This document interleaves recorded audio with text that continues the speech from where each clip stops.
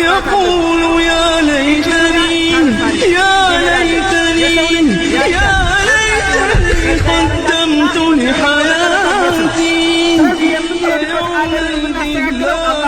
كنا بمملك ብቻ ነው ነገ ከአላህ ጋር ያለንን ግንኙነት አላቃችንን የምናሳምረው አላህ Subhanahu Wa Ta'ala ብቻ በማምለክ ነው።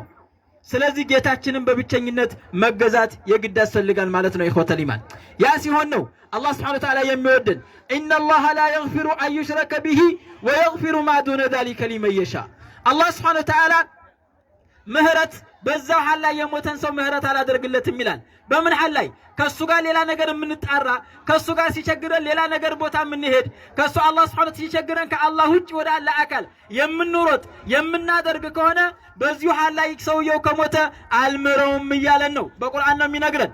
ከዚህ ውጭ ያለ ስራ ግን እምራለሁኝ ይያለን አላህ Subhanahu Wa Ta'ala። ስለዚህ ቀጥ አድርገን በሚቸግረንም ሲደላንም ደስ ሲለንም አላህን ማመስገን ከሱ ነው የመጣው። ሲከፋንም አላህ Subhanahu Wa Ta'ala ዱዓ አድርገን ያን የከፋብንን ነገር ማንሳት እንዲነሳልን ዱዓ ማድረግ አለብን።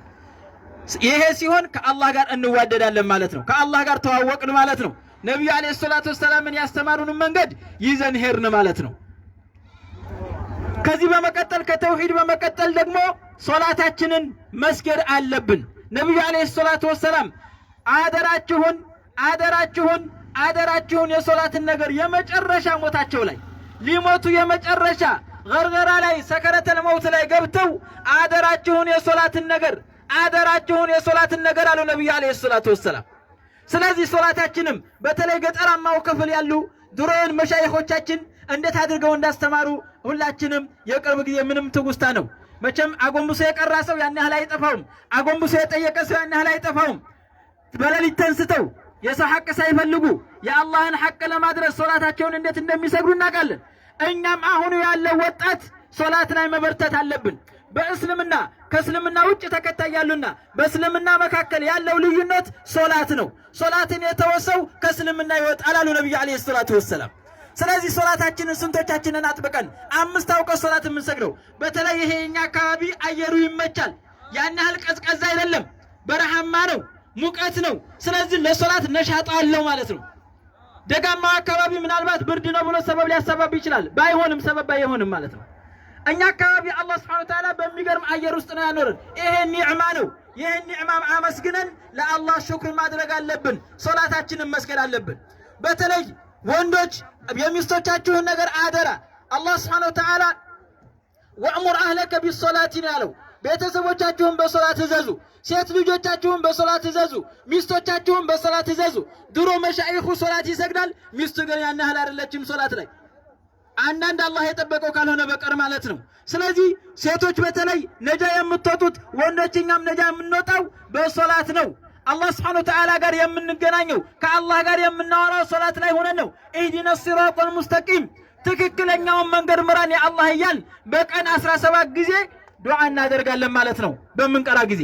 ስለዚህ ሶላታችንን አጥብቀን መስገድ አለብን። ሶላት የሰገደ ሰው በትክክል አላህን ያወቀ ሰው እርዝቅ ላይ አይቸገርም። ወላሂ አላህ ቃል ገብቷል። ወእሙር አህለከ ቢሶላቲ ወስጠቢር አለይሃ ላ ነስአሉከ ሪዝቃ። በትክክል አድርገህ ሶላትን ስገድ፣ ቤተሰቦችህንም በዚህ ላይ እንዲጸኑ እዘዝ። እኛ ስለ ርዝቅ አንተ አትጠየቅም ብሏል አላህ Subhanahu Wa Ta'ala። ስለዚህ ችግሩ ያለው እኛ ጋር ነው ማለት ነው። ችግሩ ያለው እኛ ጋር ነው። በተለይ ወጣቶች፣ በተለይ ሴቶች ሶላት ላይ አደራችሁን ከአላህ ጋር የምንገናኘበት ነብዩ አለይሂ ሰላቱ ወሰላም የመጀመሪያው ነገ የውመል ቂያማ ሙተን ከተቀሰቀስን በኋላ ከስራ የምንጠየቀው ሶላት ነው።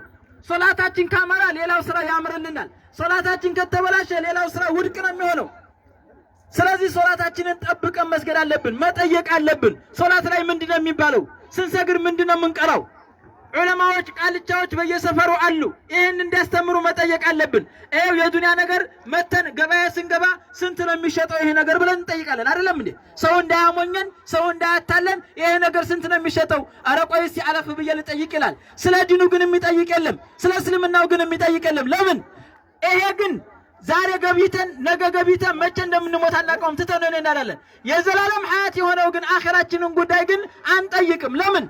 አላመንበትም ማለት ነው። ሙስሊሞች አይደለንም ማለት ነው። ስለዚህ ሙስሊሞች ነን ብለናል እኮ ሙስሊም ነን።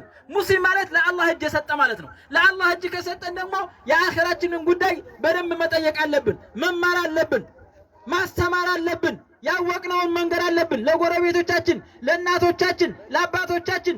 ቁ አንፉሰኩም ወአህሊኩም ናራና አላህ ሱብሓነሁ ወተዓላ እናንተ ሰዎች ሆይ ራሳችሁን ከሳት ጠብቁ፣ ቤተሰቦቻችሁንም ከሳት ጠብቁ ነው ያለው። ከሳት መጠበቅ አለብን ራሳችንን። መጀመሪያ ቅድሚያ ራሳችንን፣ ቀጥለን ደግሞ በአካባቢ ያለውን ማህበረሰቡን ከሳት መጠበቅ አለብን። በምንድነው ከሳት የምንጠብቀው ስንል በማስተማር በማድረስ የነብዩ አለይሂ ሰላቱ ወሰላምን አስተምህሮት በማስተማር ነውና አደራችሁን የሶላት ነገር አደራችሁን ነብዩ አለይሂ ሰላቱ ወሰላም እንዳሉ አሁንም የሶላትን ነገር አደራ አደራ፣ የወረቤት ሐቅ አደራ፣ የዝምድናን ሐቅ አደራ ነው የምለው። አላህ ሱብሓነሁ ወተዓላ እኔም በተናገርኩት እናንተም በሰማችሁን አላህ የምንሰራ አድርገን፣ ሶላታችንን በደንብ የምንሰግድ አላህ ሰዎች አላህ አድርገን። አላህም ያግራልን ለዒባዳ። ወሰላሙ አለይኩም ወራህመቱላሂ ወበረካቱሁ።